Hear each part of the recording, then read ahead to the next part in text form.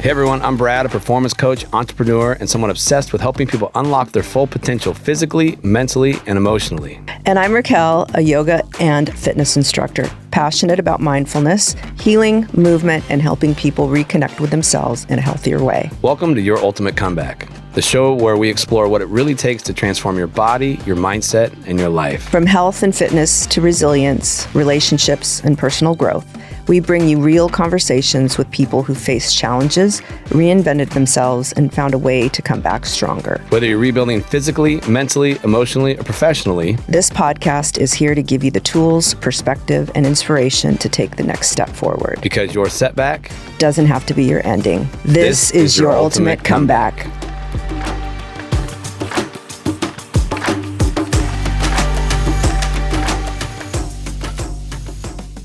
Hello, welcome to episode 133, Your Ultimate Comeback. Yes. Raquel and I are back after a 2-week break. Yep. Has it been 2 weeks or a week? Well, to them, it's been one, One. Oh, right? okay. Caesar? Yeah. Yes, we missed a week with We them. missed a week. Yeah. I was gone on vacation. Yes, which was much needed for you, I might add. Yes. My first vacation that didn't revolve around a sports tournament in like 4 years. That's amazing. It was pretty epic. Yeah. You got rest? A ton. Good for you. Yeah. How long did it take for you to get into that mode of feeling relaxed? A couple days. Did it? Yeah, a couple days. Like early on, one of the nights, just kind of woke up with a massive panic attack. Like, Really? oh shit! Like my whole life was like everything was coming down on me. Like you forgot where you were for kind of thing? I don't know. It was weird. I don't know what it was. Woke up at like 2 a.m. Oh, fun. and just like it was weird. Like what my brain was telling me was going on was, and I knew I'm like, this isn't real. Like stop. Yeah. But yeah. So after about 3 or 4 days, I kind of was able to chill out. Oh, good. Yeah. How much did you sleep a night? I'm curious. I averaged like 8.5 hours a night. Good for so, you. Yeah. So some nights I had the one bad night, but most nights were like 9. Yes. Yeah. It was. I didn't have to set an alarm for anything. Yeah. So I'd go to bed when I was tired and wake up whenever I woke up. And Beautiful. it's weird up in Oregon because like right now, like it didn't get dark until like 9:45. Whoa. Yeah, and then the sun's up super early. So But how does that work with circadian rhythm for people there? I don't know. It took a few days, especially for my kids, to like be able to fall asleep at Yeah. night. Like Gavin's like, why are we going to bed? Like we should be out playing. So he loved it. Yeah. You know. So, but yeah, the summertimes up there, the days are very long. Yeah. But I had to go to home or Lowe's with my mom and get new curtains for the bedroom. I needed because like Blackout. They needed to be blackout because as soon as the sun came up, it was in the room. Yeah, so that helped a lot. I love that. But yeah, something was really interesting. I put 8 pounds on in 2 weeks. Wow. Not bad weight. Okay. My body fat's actually down, but I think just the rest and the reduction of stress, like my body really liked it. It was kind of cool to see. I bet. So now Jay's like, we'll enjoy it because it's going to go away here in another couple weeks. Isn't that funny? Oh my gosh. Well, I really found like there's this thing called chronotypes. Like we all have like sleep chronotypes, and I know mine. Like it's 11 to 7, but in the world I live in, Can't do that. my day's half over at 7. So it's funny when I get to go on vacation and not have to be up for anything. I just kind of hit that cycle of like this time I was going to bed earlier. Yeah. But I would wake up every morning right around 7. Felt great. Yeah. But Did you exercise? yeah, I did. You did? You Yeah. did? Gavin Okay. and I went and worked out a bunch. Okay, I did see that picture. Yeah, you posted. anytime. Yeah. So we were either at the gym or on the field, and whatever we were doing, I did everything with him. Nice. Sore as shit. My knees all swollen. Oh. Like all the plyos and the sprinting and Holy the cow. running routes. Like Yeah. that's a little harder at my age. Yeah, for sure. But it was fun to get out there and do it all. Yeah, and I bet he loves that you do it with him. Yeah, it was pretty cool. Yeah. He likes to give me flack for being old and how funny it looks sometimes, Yeah. the way I'm moving. But I said, hey, at least I'm out here moving. That's right. That's absolutely right. That's right.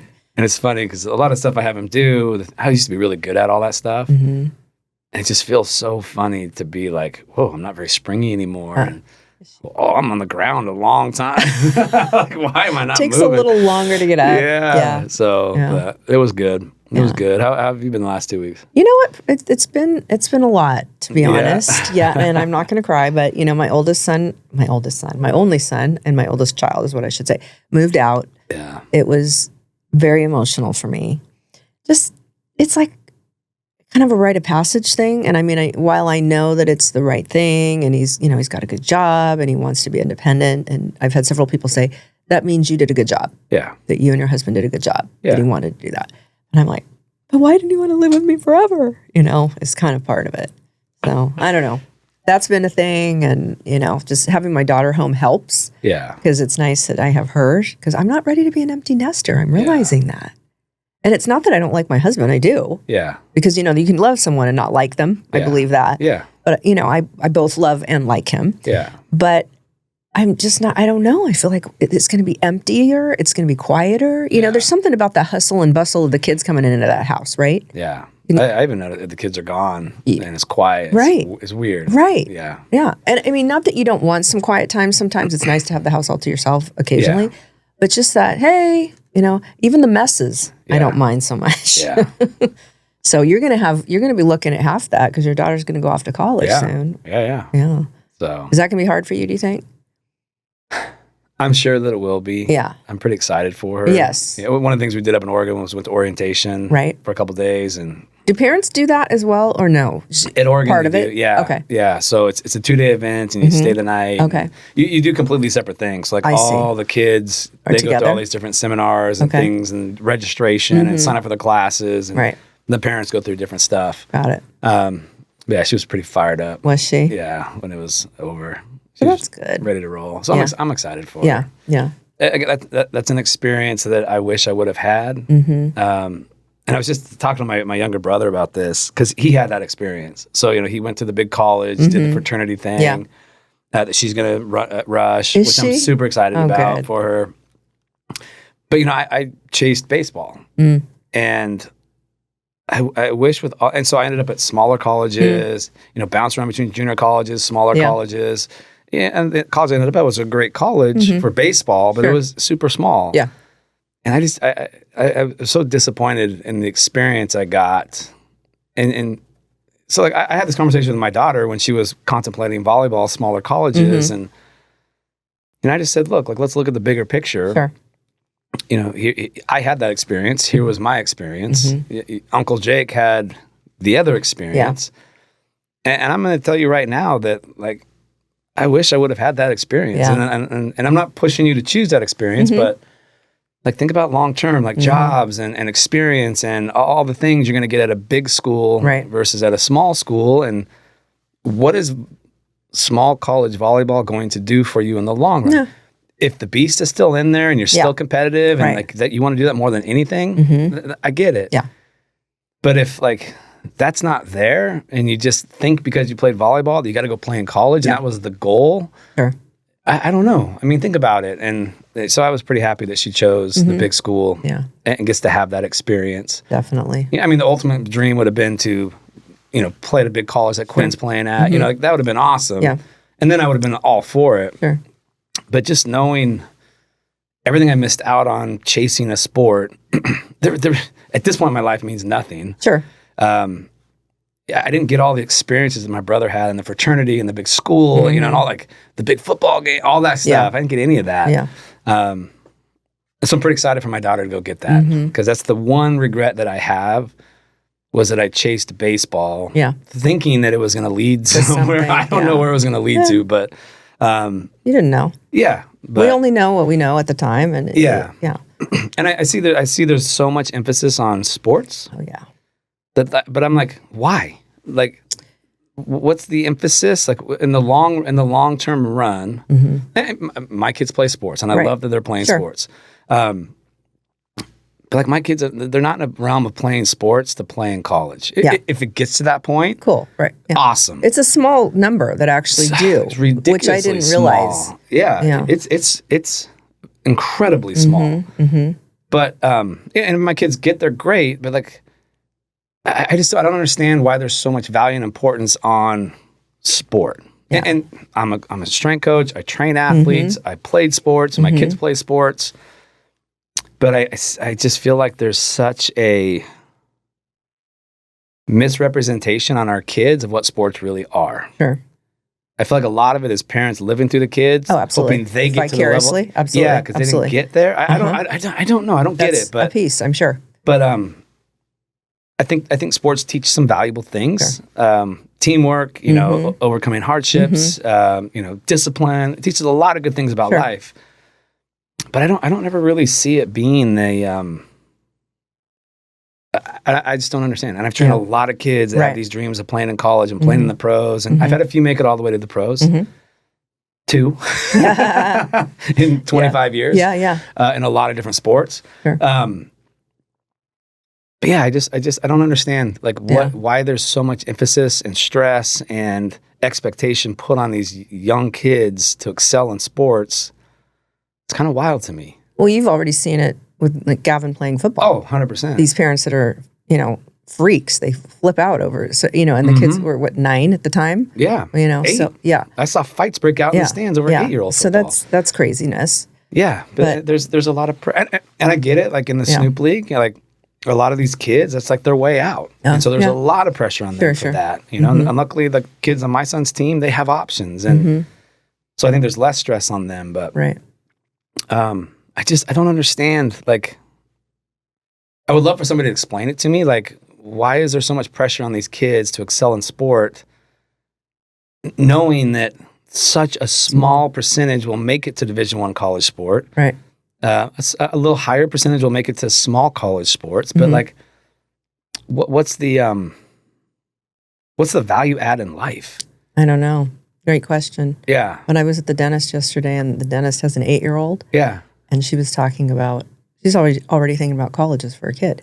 And gosh, I don't know what sport. She's not going to be tall enough to play volleyball. She's good at golf. And I'm thinking, what? Yeah. It was crazy. Your kid is 8. Yeah. How about we think of middle school before we've... Yeah. It was wild. Like I'm not going to lie. Like Quinn and I were talking about the 5 and 5 rule just passed by the NCAA. I was thankful for that. Because if my kid is good enough to play in college, one of the things that we're butting up against is these academies and holdback years. And I'm like, I don't want and now that's no gone. mas. That you can't, like, if you do it, you lose your year of eligibility. So I was like, thank God. So it begins, I'm trying to, is it when you turn 18 or 19? So it begins either when you enroll after you graduate from high school or the year you turn 19. Okay, whichever happens first. Whichever happens first, that triggers, you have 5 years to play. Yeah. 5. So no more red shirts. Yeah, no more red shirts. So if my son did a holdback year, he would turn 19 in October of his senior year. His college eligibility would start at that point, so he would lose a year of eligibility. Right, okay. So I'm like, thank God I don't have to worry about that. Yeah. Because that's something like you have to do in middle school. I know. It's so weird to me because, I mean, how many times do you see kids get to high school and they go through everything changes. Their desires changes. What excites them change. What they want to do changes. Yeah. So I was like, I was stressing over because people are like, oh, what are you going to, I'm like, I'm not going to think about it until he's in middle school, if it's still a thing. Yeah. And if he's decent at football, and that's a big deal for boys. Sure. To have an extra year of development in high school, to start high school at freshman year as a 16-year-old versus a 14-year-old, that's a massive edge. So I'm glad that's all done. Yeah, me too. But again, that's if he stays on that route and loves that route. But I've always told him, because he tested me on this, he's seen how crazy these parents are. Yeah. And he came up to me a while back and he's like, hey, Dad, what would you say if I told you I wanted to quit football? I'm like, we're done. He's like, what? I'm like, if you're done, we're done. Yeah. He's like, well, but it's your favorite sport. I'm like, it was my favorite sport. Doesn't mean it has to be yours. I want you to find your favorite thing. Sure. I said, so if it's not football, let's go find what it is. It's like, oh. I said, hey, before football, what did we do? We played with dinosaurs. Yeah. And how much did I play dinosaurs with you? She's like, oh my God, every day. You would draw them for me. You would play with me. Yeah. And what about before that? It was animals. Yeah. Like I never forced you to pick up a ball and play catch until you told me you wanted to do it. I said, so I don't care what you do, but whatever you choose to do, I'm going to jump all in and support you. I said, so if you're done with football, we're done with football. He's like, okay, well, I'm just kidding. I just wanted to see what you were saying. I'm like, okay, good. That's great though. Well, yeah. So, what I love about my kid is that he's doing it because he absolutely loves it. When which I think is I think that's the only chance he has to make it far is if his internal drive is leading that path. I know as a strength coach of so many high school kids whose parents pushed for it, doesn't work. Yeah. It doesn't work. The ones that actually made it, they were all self-driven. They have to want it. Yeah. Because once you get to college, mommy and daddy are not there. Yeah. You know? Yeah. So. Like, I'm just so much more excited for my daughter to go to a big school, have this awesome experience than to have gone to one of these smaller schools to play volleyball. Yeah. She could still play club volleyball. Oh, yeah. But now, now she's like seen and experienced it. She doesn't want to. She wants to experience other things. That's cool. I'm like, thank God. Like, go out and do it all. Like, go study abroad. Like, do all these things. Yeah. Like, this is the time to explore it all. That's great. So. That's great. Yeah, that was super tangent there. But I just really wonder what the whole emphasis around sports being so important. There's so much pressure. Yeah. It's weird. Well, I mean, I think the same argument could be made about pressure about going to college. Yeah. I don't believe everybody should be going to college. Yeah. And that's an unpopular opinion. I mean, it's becoming less and less. I feel like people are realizing that there are other paths. Well, especially when you realize the forecasting is saying that the next wave of millionaires and super successful people will be the trade workers. I'm sure. For real. Yeah. You know? And you think about the, Zuckerberg and Bill Gates, and I don't know, I'm not sure about Bezos, you would probably know, but didn't go to college or dropped out. Yeah. So it doesn't necessarily mean, that does not equal success. I had a conversation with a kid who went the trade route, and he got a job out of trade school in big construction. Yeah. No debt. His starting pay was $180,000 a year. Wow. And he got 5 weeks of vacation every year. Nice. That was starting. Wow. That's and he's crazy. doing construction. That's awesome. Yeah. I was like, well, houses need to be built. Yeah. Yeah. Yeah, that was his gig. 180 is the starting. $180,000 was his starting salary. And he got 5 weeks a year of vacation. Wow. Yeah. I mean, he's doing big construction, the big stuff, but still, that's phenomenal. And he probably goes to work at 6 and is off at 2. Yeah, he hadn't started the job yet. He was still in the trade schools when I met him. And I was super interested in it, so I just asked him a bunch of questions. And when he told me that, I was like, holy shit. I don't know one kid coming out of a graduate or an undergraduate degree of college starting off like that. No, definitely not. Yeah. Definitely not. And no debt. Yeah. So that's the huge piece right there. That's the huge piece. He's making 3 times the salary and no debt. Yeah. I was impressed. Yeah, for impressed. Okay, enough about the tangents. Sorry, we haven't got to talk about it. That's all right. Yeah. I thought today, what I wanted to kind of, I get a lot of questions about this, about our weight room classes and how they're different. Right. And one of the things that I did on vacation was create this kind of whole playbook around our philosophy and really the 5 principles that guide it. And I just wanted to share it on the podcast. So people that, have asked or have interest in it or wearing the hat for you. Wearing the hat for you. I got the shirt on. Okay. Yeah, thank you. I'm glad you did that. I just wanted to kind of help people understand the philosophy behind it, the principles that we follow. So, if people want to change how they're training, they can. If they want to come try a class, they can. But just to give the reasonings behind it, because in the class-based world, there's so many options. So many. Yeah, and now there's a lot of weightlifting ones coming out. Yep. And I look into all of their periodization, their programming, and none of it makes any sense. It sounds crazy good, but it's not really based off of much. So I don't get it. But I just thought, okay, I'm just going to share this, and as a somewhere someone can listen to about how I think about training, how Jay and I have kind of built this out, and Jay's crazy educated in the fitness world as well. Yeah. So I just from there. Here we go. So the biggest thing that I see in fitness in general is people are mistaking effort for the roadway to success. Yes. And so what you typically see are these workouts that are brutally hard, like sweating like crazy. Some people are vomiting, like people are like laid out on the floor after the workout. And that is touted as being a great workout because you burn so many calories in these workouts. I think that's the biggest mistake that can be made, is to mistake effort for the path to success. And if you watch and you really watch those types of training protocols, very rarely do you see much drastic change. Yeah. It's kind of people staying the same or getting worse, but they're training like crazy. Especially the people that are doing it like 4, 5, 6 days a week. Right. And they're burning a shit ton of calories, but the body isn't responding in a way that looks like they've put all this crazy effort in. And what I've learned over the last, 30 years is there's a better way. But to gain the understanding of the better way takes a lot of education and knowing where to look for the education. Because so much of the fitness world is based off of calories. I mean, everything tracks calories off your heart rate. And so the higher your heart rate gets, the more calories you burn, the better it's supposed to be. What they can't pick up on are things like muscle exertion and things like that. Hormonal responses that happen according to the way you train. And I got pretty lucky. I must have been in high school, college, and I came across this guy. He used to write in Muscle Media 2000. His name was Charles Poliquin. And his writings were just incredible. This guy spoke multiple languages.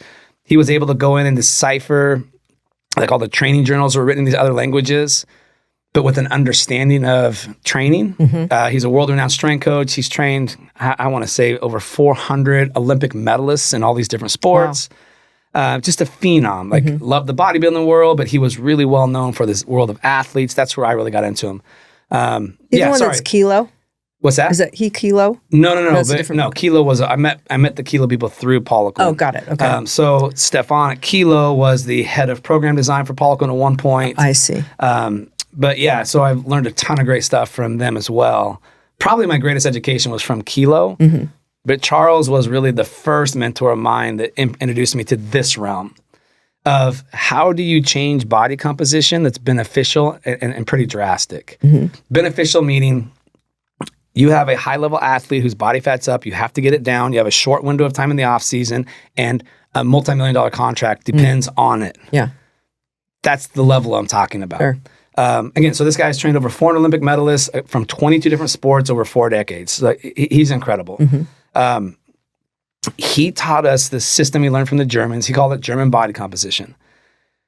And what it did is it didn't focus on effort, as in calories burnt. It focused on how do we train the body to create the proper hormonal response to drop body fat without losing muscle mass or strength. Because with a high-level athlete, if you lose muscle mass and strength in pursuit of body fat, you've just made that athlete a worse athlete. And so prior to him learning what he learned, that was always the way, was the aerobic pathway is how you drop body fat. That's what we all think we know. But in that realm, it's very hard to maintain strength and muscle mass when you're pounding the pavement or doing a ton of cardio. We all know that. So the Germans, I can't remember if it was a Romanian scientist that defected to Germany or something, but he found the lactate pathway was a much better pathway to create body composition change. And within this pathway, you can maintain strength or improve it a little bit. And you can also maintain or improve muscle mass a little bit while you're focused on getting body fat off. Majority of people in their 30s, 40s, and 50s, they want to get leaner. Under the age of 30, you got a lot of guys that want to get huge and jacked, thinking that that's going to be the thing that everybody wants to see. But as you get a little older, you start realizing, like, I don't have the time for that or the desire for that. But I want to be lean. I want to look good. I want to have some muscle mass. So if you want to be lean and look good, you have to maintain muscle mass or increase it, and you have to get your body fat down. If all you do is pursue getting the body fat down, you're never going to have a lean look. Right. Because you have to have a good amount of muscle mass with less fat on it to create that lean looking physique that people want.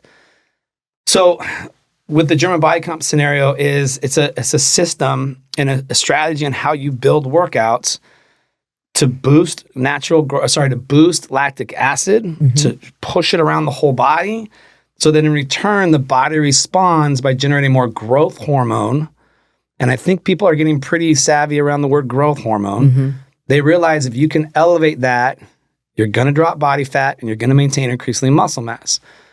So this system is purely focused on that.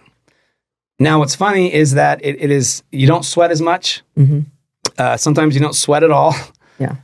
But you're using variables to drive lactic acid in the muscle to get the hormonal response you want to get lean very quickly. And so what this looks like is you pair an upper body exercise with a lower body exercise. You superset them. And we're just going to stick with that. Yeah. So you do an upper body exercise. Rep ranges is typically somewhere between 10 to 15 reps per set. So it's higher rep ranges with controlled tempos. Meaning like if you're doing a bench press, it's 4 seconds down, 1 second up. That controlled eccentric produces more lactic acid. And it's also much easier on your joints.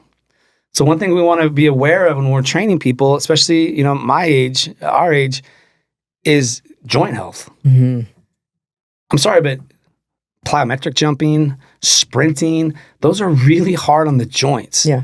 So we want to use variables that also protect our joints and keep those moving well. So that's where the slow tempo, there's multiple benefit is it takes the stress off the joint, protects the joint, but also drives more lactic acid and pushes the muscle to work harder. And basically so what you do is you go like, for example, bench press, 4 seconds down, 1 up, 10 to 15 reps. You want a short a rest window. This is where a lot of people make the mistake is they think less rest is better because they're still stuck on I got to be sweating more. I need to burn more calories. Yeah. But in our world of German body comp, we want to maintain the ability to use as heavy weight as we can within those variables.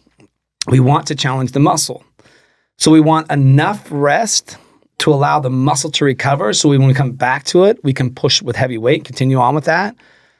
But not so much rest that we lose the advantage of the built-up of lactic acid. So rest periods are usually 30 to 60 seconds.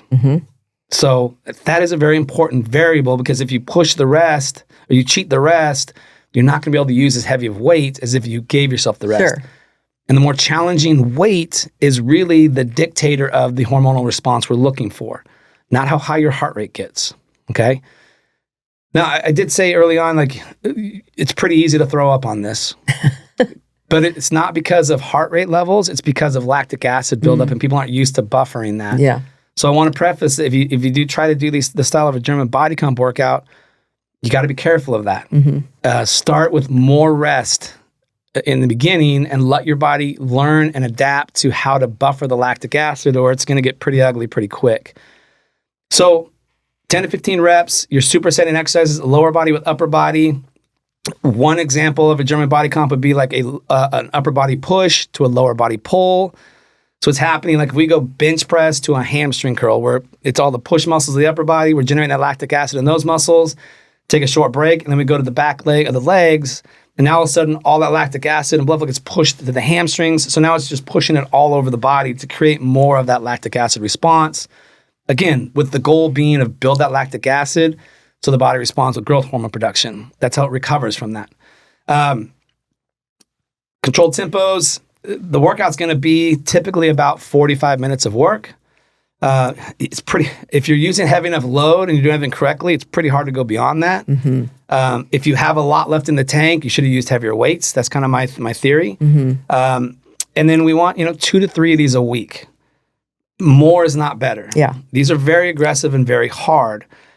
But now we are getting the hormonal response that changes how the body looks versus the effort response that's just burning more calories. Right. So you're going to burn less calories on all your monitor stuff. Your wearables. Your wearables is going to show much less effort, but the benefit is going to be drastically different. One of my favorite things ever, and I know I've shared it on here before, but I used to train this gentleman, and he was killing it. Lost like 35 pounds over 6 months, put all this muscle on. 35 pounds of fat, had all this muscle on him. And right next to us was one of those classes. It was just crazy. And this guy comes out of the class just dripping with sweat, looked like shit. and he's in there every day, like busting his ass. And he comes over and he's like, man, you need to work harder. You're not even sweating. And he goes, oh, no, I don't. I'm just doing what Brad tells me to do. Like, well, I thought I was working pretty hard. And I told the guy, I said, wait a minute. I said, here's what my guy looked like 6 months ago. So what did you look like 6 months ago? Oh, well. I'm like, no, seriously. If you're going to come over here and give my guy shit about his effort levels, but this was his change, yours must be phenomenal. Right. So let's see it. Yeah. And he just walked away. Yeah. But that is the power of German body comp and the misperception of effort. The second principle that we integrate is called peripheral heart action. Peripheral heart action has been around since the Cold War. It is probably one of the best ways to train the cardiovascular system. So we integrate periods of time with peripheral heart action in the workouts as well. So that's one of the principles we'll work into the workouts periodically. And all that is peripheral heart action is, again, we're using the upper lower body splits or exercise, upper to lower type of thing. But in this realm, we're doing it a little faster, a little shorter tempos. It's more cardiovascular oriented. So example, you could go 4 exercises in a row. Like what I put here was you go a front foot elevated split squat for 10 reps, right to a neutral grip dumbbell press for 10 reps, right to a Romanian deadlift for 10 reps, right to a chest supported row for 10 reps. And you kind of do those all in a row with this minimal amount of rest in between, and then take 60 to 90 second rest and then do it again. So sometimes we'll incorporate periods of time where we're doing peripheral heart action circuits as well. One of the best tools to bring down resting heart rate, to bring down blood pressure. I mean, it trumps all the long distance cardio stuff. It's phenomenal. So we like to work that in periodically as well to make sure we're training the cardiovascular system, because people 30 and over, that becomes something of an awareness scenario that we want to make sure is being worked in as well. And we like to do everything with weights because muscle mass, bone density, all those things, you can only really challenge those with weights. So everything we've built in this realm, we're doing all of this using weights versus cardio machines. Mostly because muscle mass is the most dominant the tissue of the human body in regards to caloric burn. Muscle mass has been trained, burns more calories than any other type of tissue in the human body. So we want to maintain and utilize that as much as we can. And you lose it as you age. Yes, everything's against us in that realm. So I don't want to waste effort not putting emphasis on that in anything that we do. Yeah. And it happens quickly, I might add. Yeah. That one day you're like, oh, I'm cruising. I still have muscle mass. And the next day, gone. Kind of. Yeah. Or much harder to maintain, I should say. And then if you have an episode where you get sick or you get an accident or something, it takes a lot longer to get it back. Sure. So, so we want to do anything and everything we can to optimize that. So those are the 2 core principles around the foundations of our training in the weight room. Yeah. Principle number 3 is we use accumulation and intensification. I think every great strength coach out there agrees upon this. Accumulation and intensification. So the phases are changing as we go. We go through 3-week training cycles. So you go through 3 weeks of an accumulation phase to 3 weeks of an intensification phase. And then it just continues and alters like that. So you have the upper lower exercises. You also have the accumulation and intensification variables changing as well. So accumulation workouts build work capacity. So this would be like higher reps, less weight type of scenario. I just came off of that, I think. Yes, 100% you did. So the rep ranges here can be anywhere from 8 reps to 15 reps. Right. It's usually 3 to 4 sets per exercise. We focus on the slow tempos, so the 3 to 4 seconds down. Rest periods can be up to 90 seconds in this realm, and then higher volume. This is the workouts you're going to feel more sweaty. So in the weight room workouts, when it's an accumulation-based German body comp, you're going to get a little more sweaty because it's typically on the shorter rest range side, the higher rep range side. So you're going to get more work that way. When it comes to like athletes, what I tell them is this is building the engine of your car. So it's enhancing the muscle mass, the things you have to use with it. And then 3 weeks after that, we go into an intensification phase. So this would be less reps, higher weight load. It has more of a neurological scenario to it. So rep ranges here can be anywhere from 2 to 8 reps per set. Like for example, the weight room just came off of a phase where it was 6-6-4-4 was the reps they were using. So it was an example of an intensification phase. And so the first exercise we always do is kind of like the primary movement. So the squat, the deadlift, the hip thrust, some type of a pull-up and some type of a press kind of throughout the week are the primary ones. They're the ones really going through the accumulation and intensification. And how you change that up is just the number of reps you're doing. So when the reps come down, the weight has to go up. When the rep prescription goes up, the weight comes down. And so with the intensification, it's controlled down, more explosive up. Intensification is more neurologically based. It's training the brain how to use all the new muscle that you have more efficiently. It could be more powerfully, more explosively, but it's basically accumulation builds the engine, intensification trains the driver on how to use that new engine. So one of the things we always want our workouts to affect performance in life. So we want to make sure that whatever we're doing makes someone look better. We're also making them move better. So the things they do in life, they can do at a higher level, more enjoyable level with less risk of injury. So when we're in an intensification phase in the primary movement, it's typically going to be a little longer rest periods. So 90 seconds to 2 minutes, because the nervous system takes longer to recover than the muscular system. So again, think accumulation is building the engine. Intensification is training the driver. When it's an intensification-based workout, that's when people are going to sweat less. So we had someone in class say, this wasn't a hard workout, I didn't sweat at all. Yeah, it's an intensification workout. And so what you'll notice in those workouts, you sweat less, but your actually appetite is much higher later in the day after the workouts, because training the nervous system is so much harder on the body than the muscular system. So which is interesting. That almost sounds counterintuitive to me. Well, yeah, training the nervous system takes a lot more energy to recover than training the muscular system. So the less reps you do. Yeah. So like I remember when I was bobsledding, there were a lot of times I do 10 or 12 sets of 2 reps, like super heavy. It would take me almost a week to recover from that workout. Just would trash me. Yeah. It was so neurologically driving that it took a long time to recover from. But I mean, think about it. I was deadlifting. I would do 10 sets of 2 reps at 450 to 550, sometimes with chains added on. Wow. It would take almost 45 minutes. The full work was pretty much all just deadlifts. Wow. But I wasn't sweating at all. Yeah. But I was smoked by the end of it. Right. Yeah. So intensification is the phase. You got to be a little careful. It's easier to overtrain someone in intensification phase. It's a little harder on the joints.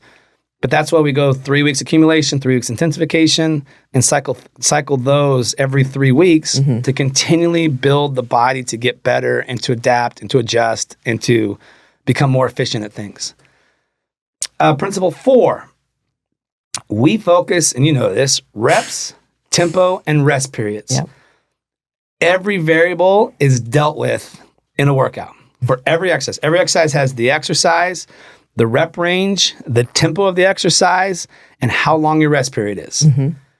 Those variables are incredibly important.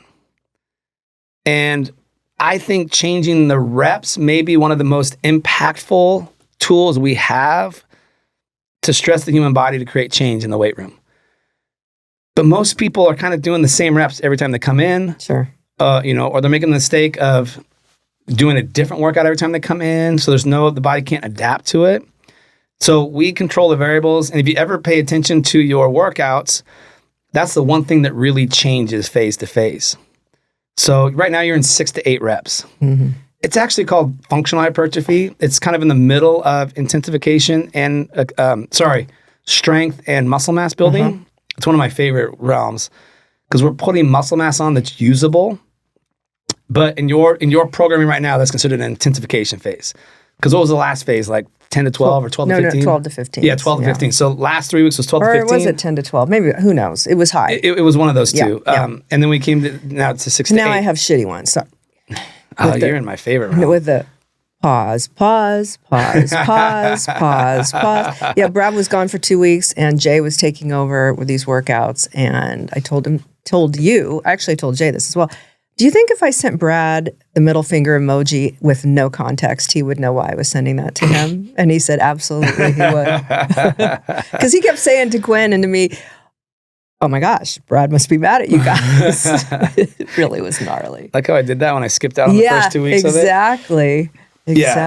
So we control all those variables. Right. And we think, and manipulating those variables phase to phase is what really creates the change. As long as the member or the client is pushing the weight loads according to the rep ranges they're being given. Right. So that the fourth variable, I think, may be one of the most important variables. That's what I probably spent the most amount of time in my life studying, is how you manipulate those variables to create positive change with people. So again, rest is a specific variable component. And that is the one variable that everyone wants to argue or fight. And not everyone, but a lot of people think less rest is better. Right. And this is the mistake being made, is that more rest is actually better. If you follow the prescribed rest period, it's there for a specific reason, to create a specific hormonal response. So you should follow it. If you want really good results, following the rest period is vital. Yeah. Vital. But everyone wants to cheat it, thinking because it's harder when you do that. So Go quicker. Effort feels harder. Sure. It doesn't equate to a response, because if you were to rest longer, you could use heavier weights longer throughout the workout to create a better overall stimulus. Yes. So reps, tempo, and rest period should always be variable into the workout, so you know exactly. Because think about why tempo matters. If I do an exercise where I go 4 seconds down, 1 second up for 10 reps, that is 50 seconds of time under tension. If I do the same exercise where I go 2 down, 1 up for 10 reps, my time under tension is only 30 seconds. That is a very different stimulus in the human body. It's not the 10 reps that matter. It's the equation of how long you're under tension for that 10 rep period. So 10 reps isn't the magical number. It's when it's controlled tempo. It's 10 reps for that tempo equals a specific range of response or muscle tension. And when you look at, so like 0 to 20 seconds of time under tension, it's all neurological. It's all nervous system training. It's power-based, strength-based. It's all neurological. 20 to 40 seconds is that functional hypertrophy. So it's some neurological, some metabolic. 40 to 70 seconds of time under tension is hypertrophy, meaning that if you want to grow muscle mass, you need to be in that 40 to 70 seconds worth of work. 70 seconds and above, now you start getting into strength endurance. So if I go 10 reps in that 50 seconds range, I'm in the hypertrophy range. If I go 10 reps in 30 seconds, I'm more in the functional hypertrophy realm. But typically people are using the same amount of weight, not getting the proper response. So that's why tempos, reps, and rest all matter, because it's creating a specific adaptation in the body that we want. And then the fifth principle, progressive overload. I want to talk about this a little bit. Your favorite. Yeah, because this is a big keyword in the industry, and everyone knows one variable of progressive overload. That's load, meaning more weight on the bar at the same reps and the same tempo. So if day 1 you come in, you have 100 pounds on the bar, you do 3 sets of 10. Day 2 you come in, you put 105 pounds on the bar, you do 3 sets of 10. You've progressively overloaded that specific movement. So that is one variable of 5 that can improve progressive overload. And this is where it gets funny, is because that's all people think progressive overload is. Sure. And again, if you've trained long enough, you realize the ability to do that is pretty short-lived. Like it gets to a point, especially as you get older in your training age, that I have some clients, if they we literally have like 0.25 pound plates.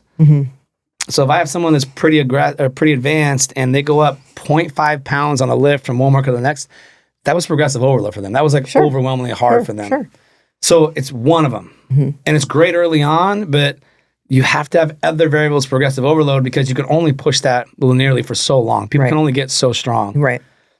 Another one is volume. So doing more sets or more total reps at the same load. That's another variation. Is you keep the weight the same, but you do more reps or more sets with that same weight. Now you're building volume. That's another way to progressively overload. Density. This is a hard one. Density is the same work in less time. So you can cut the rest periods. If I say 15 seconds every workout. So workout 1, I do 3 sets of 10 with 100 pounds and I take 75 seconds rest. Workout 2, I come back, I do 100 pounds, 3 sets of 10 with 60 seconds rest. I just created progressive overload.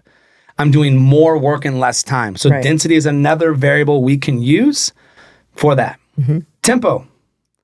Tempo can create progressive overload. So slow or eccentric, pauses, you've done all this shit. All the different eccentric realms we can do, all the different forms of pauses we can use. With the same weight, that creates more time under tension. So now we're progressively overloading just by slowing tempos down, throwing pauses in, throwing quarter reps in. So that will create progressive overload over time. And range of motion, actually there's 6 of them. Range of motion, so the bigger the range of motion, the more progressive overload is going to be, the more challenging it is. So let's say you start off and you do squats to parallel. And the next workout you come down and you go squats below parallel. You just progressively overload because you increased the range of motion. Now there's more muscle tissue being used per rep. You use the same weight, you just increase the range of motion, and that can create progressive overload. And then complexity of exercise, that's another important one that doesn't get talked about a lot, is that, for example, going from a dumbbell goblet squat to a barbell back squat. that's increasing complexity over time, which again is another way to create progressive overload. Abs is a great one.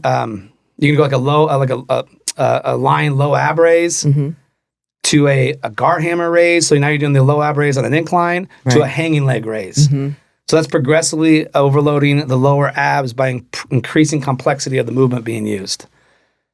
So those are what I believe to be the 6 main ways to create progressive overload. I actually created a free kind of ebook for people that they can download, and we'll put the link to it on the podcast, going over all this. Cool. I will say in progressive overload, I didn't include number 6 because you have to have a really good understanding of progression of exercise, regression and progression of exercise, right, to be able to use that one. But I just wanted to share people like there's a lot more than just put more weight on the bar. Sure. There's a number of ways you can progressively overload. So what an actual workout looks like at our gym is we do like a quick 5-minute warm-up. We have a block A. That's our primary strength-based movement. So, and it's always one exercise by itself. For example, barbell back squat. You would do 3 or 4 sets of that specific exercise with longer rest periods because we're really focused on the hypertrophy of the strength response of the big primary movement. And then from there, we have blocks B, C, and D. These are always going to be, not always, but majority of the time, they're German body comp based or peripheral heart action based. Sometimes we'll put in hypertrophy based supersets. But for example, if we did barbell back squat in block A, block B could be lying hamstring curls supersetted with dumbbell incline press. Block C could be a Bulgarian dumbbell squat with wide pronated pull downs. Block D could be a gar hammer raise with standing calf raise. And this should take you at most 60 minutes to get through. If you're taking longer than 60 minutes in a workout, you're making friends, not working out. And if you can handle more than that, I'm going to tell you right now, you're not pushing yourself hard enough. Yeah. You shouldn't be good to go with that. Yeah. So again, if you want kind of a deeper dive on what I just went over, kind of the theories and principles behind how we train people. This is how I train my private clients too. Right. You know, as I'm explaining how we do the classes, it's the same sequencing I use with you. Sure. So the principles are all the same with everyone I work with, whether it's one-on-one or in a class-based scenario. So if you want this free ebook, I will put a link in the show notes where you can download it. Caesar will put a link. Caesar will, yes. Yeah. And you don't have to put your email in, just click the link and it'll give it right to you. Yeah. I hate those places, the things that I get why they do it. You got to put your email in so you can spam the hell out of you and market the hell out of you. Yeah. You just click the link and you'll download it. You do not have to put your email address or anything in because I don't like that stuff. Yeah. Cool. Man, that was a lot of talking on my side. That was great though. Was that okay? A lot of information. Good information. I like having something in play where people can actually understand what it is we're trying to do and the sophistication of it. The method to the madness. Yes, and that's the thing that it's really easy to trash someone in a workout. Yeah, for sure. Like I could bring anyone in and have them throwing up in 20 minutes. Doesn't make me a great coach. No. But to create change, this is the system that we use. Yeah. And again, it builds on itself. Complexity builds on itself. But that is the general baseline of how we train people 30 plus. Yep. That just want to look great, move great, feel great, and be able to live life at a high standard. And it works pretty damn well. I haven't found anything that works better than it so far. It's great. It's great. Sweet. Yeah. And that's a wrap. Yeah. Thank you, Rad. Yeah. Welcome back. Thank you. It's good to be back. Yes. All right. See you next week.